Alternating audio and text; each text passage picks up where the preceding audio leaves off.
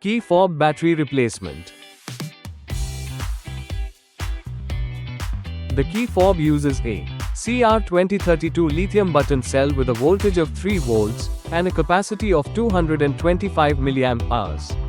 If the key fob operation becomes inconsistent, it indicates the battery is weak and needs replacement.